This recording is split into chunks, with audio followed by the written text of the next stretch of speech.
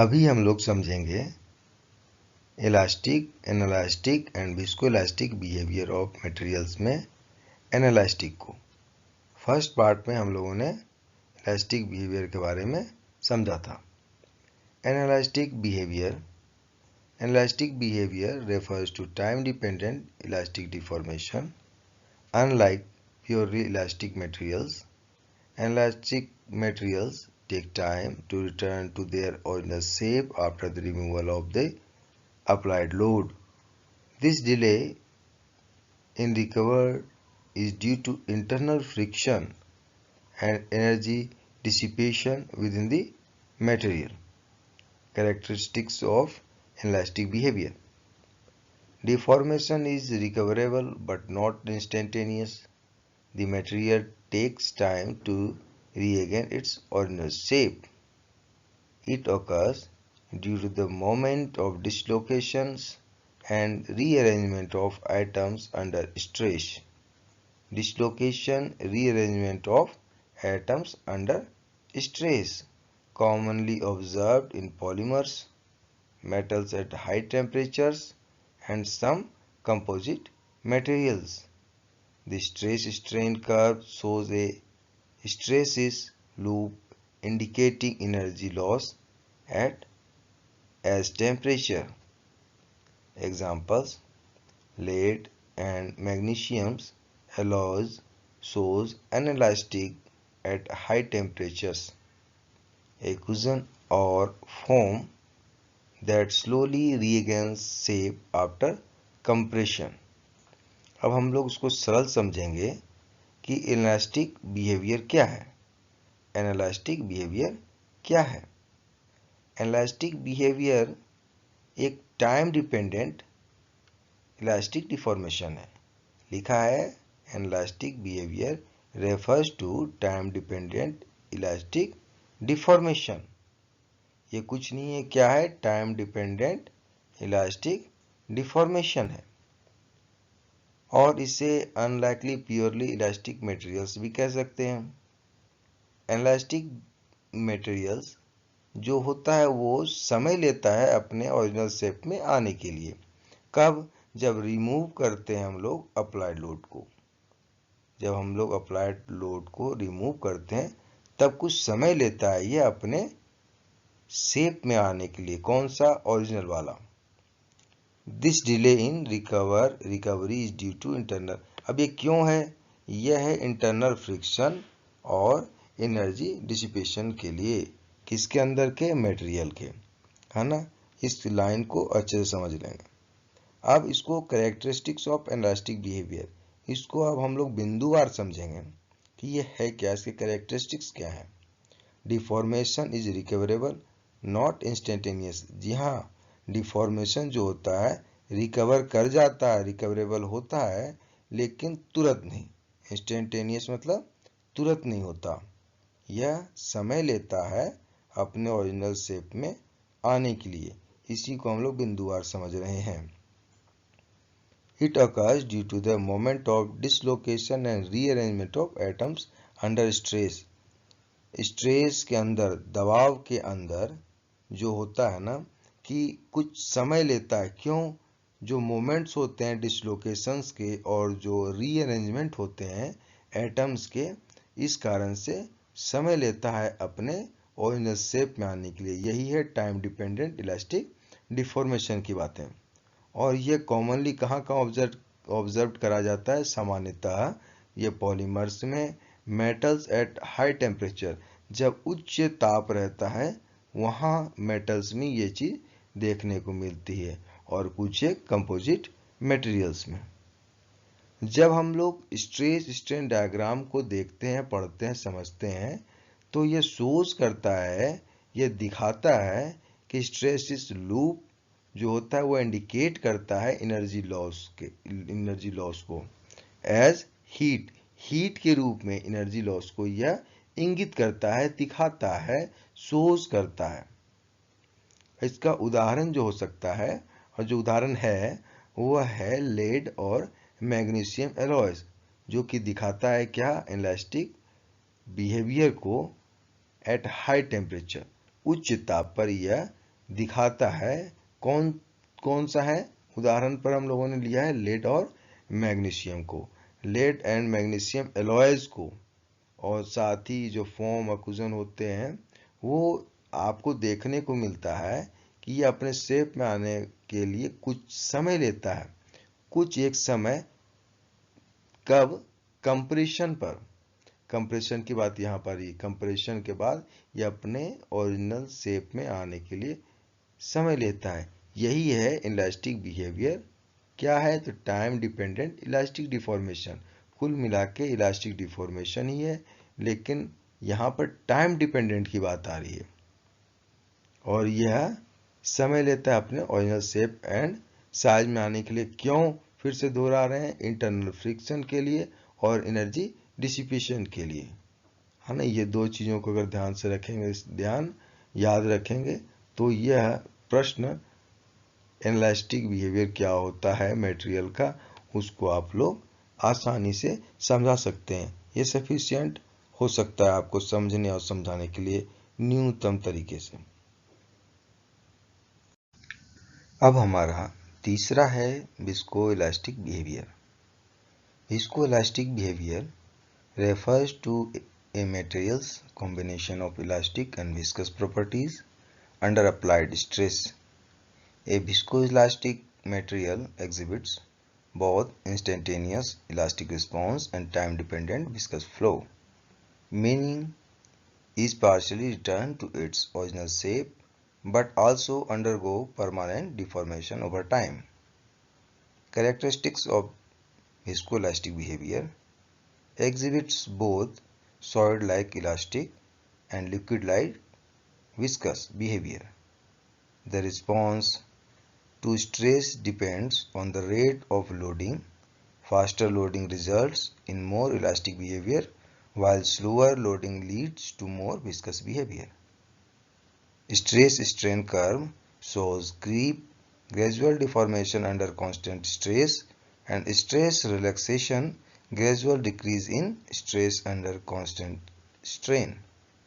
Can be modeled using Maxwell, Kelvin-Weigott, and standard linear models. Examples: polymers, biological tissues, asphalt, and glass exhibits viscoelastic behavior.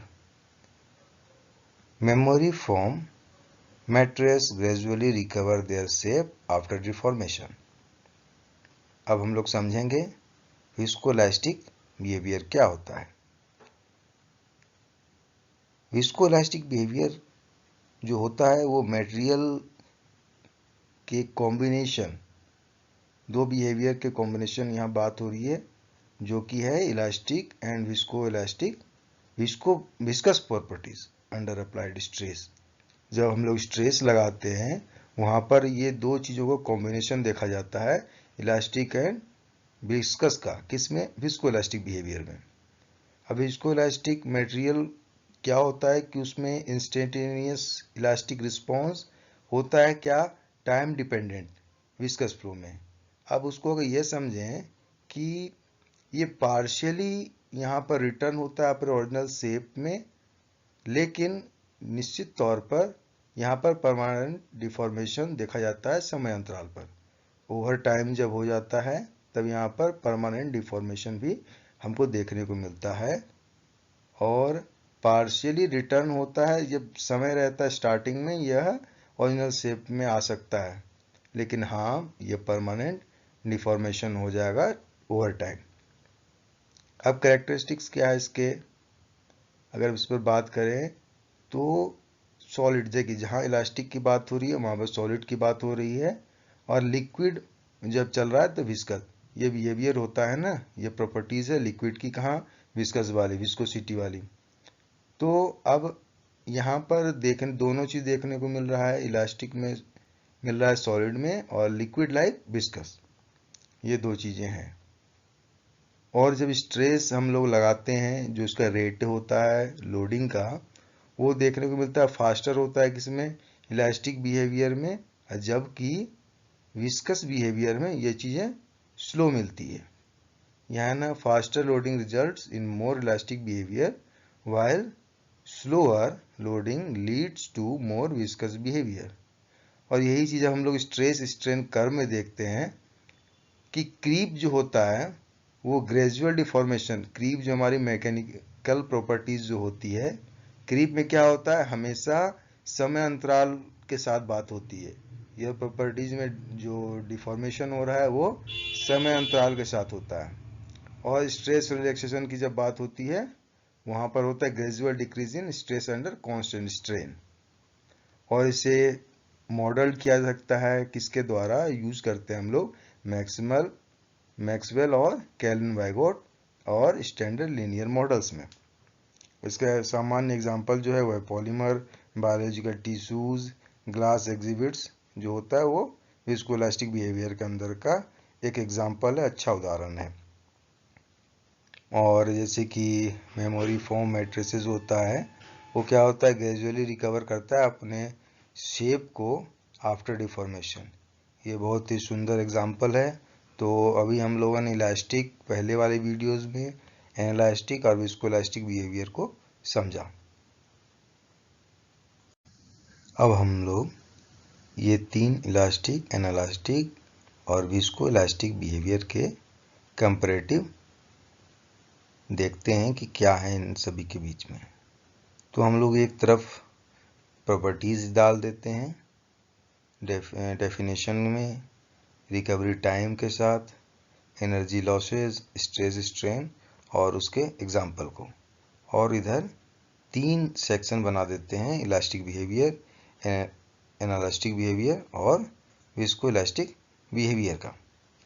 तो ये अपना हो गया properties, ये हो गया अपना तीन बिहेवियर जिस पर हम लोग बात कर रहे थे। अब कंपैरेटिव जब बात करेंगे तो डेफिनेशन के हिसाब से हम लोग देखते हैं कि यह फुल्ली रिवर्सिबल डिफॉर्मेशन है। कौन सा, इलास्टिक बिहेवियर। और जो एनालास्टिक बिहेवियर है वो टाइम डिपेंडेंट इलास्टिक बिहेवियर होता है। और विस्कोइलास्टिक बिहेवियर क्या है, ये कॉम्बिनेशन होता है इलास्टिक एंड विस्कस बिहेवियर का। अब रिकवरी टाइम में क्या कंपैरेटिव चल रहा है, यह इंस्टेंटेनियस है, ये डिलेड है और ये पार्शियली इंस्टेंट पार्शियली डिलेड है। जब हम लोग इस पर चर्चा कर रहे थे तब यह बात कर रहे थे कि यह इंस्टेंटेनियस होता है, कौन सा, इलास्टिक, और इनइलास्टिक जो होता है वो डिलेड होता है, और विस्कोइलास्टिक बिहेवियर जो होता है वो पार्शियली इंस्टेंट होता है और पार्शियली डिलेड होता है।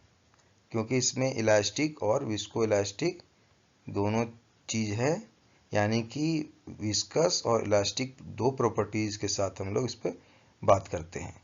अब एनर्जी लॉस के टर्म में बात करें तो यहाँ पर नो एनर्जी लॉस, और एनालास्टिक में सम एनर्जी लॉस, और विस्कोइलास्टिक में होता है सिग्निफिकेंट एनर्जी लॉस। अब स्ट्रेस स्ट्रेन के टर्म में बात करें तो ये लीनियर होता है जो कि है हुक्स लॉ। और स्ट्रेस स्ट्रेन में बात करें एनालास्टिक में तो स्लाइटली नॉन लीनियर रहेगा। और स्ट्रेस स्ट्रेन के टर्म में विस्कोइलास्टिक की बात करें तो नॉन लीनियर स्लो स्ट्रेसेस है ना। विस्कोइलास्टिक में जब बात करेंगे वो रहेगा नॉन लीनियर और स्लो स्ट्रेसेस। और एग्जांपल्स तो सबके देखा है हम लोगों ने कि एग्जांपल जो इलास्टिक बिहेवियर का होगा वो स्टील, एल्यूमिनियम और रबर। स्टील, एल्यूमिनियम और रबर जो एग्जांपल होगा वो इलास्टिक बिहेवियर का होगा। और एनालास्टिक बिहेवियर का एग्जांपल जो होगा वो लेड, मैग्नीशियम एलॉयज और फोम्स होंगे। और विस्कोइलास्टिक बिहेवियर का जो एग्जांपल्स होगा वो पॉलीमर और बायोलॉजिकल टिश्यूज आदि होंगे। ये जो सामान्य तौर पर एग्जांपल्स लिए जाते हैं वो हम लोगों ने देखा। तो हम लोगों ने कंपैरेटिव स्टडी देखा किसका, इलास्टिक बिहेवियर, एनालास्टिक बिहेवियर और विस्कोइलास्टिक बिहेवियर का। प्रॉपर्टीज में हम लोगों ने क्या क्या यहाँ पे मेंशन किया था, डेफिनेशन के लिए डेफिनेशन से जो चीज़ें आती हैं, रिकवरी टाइम के रिस्पेक्ट में, एनर्जी लॉस के रिस्पेक्ट में, स्ट्रेस स्ट्रेन के रिस्पेक्ट में और एग्जाम्पल्स।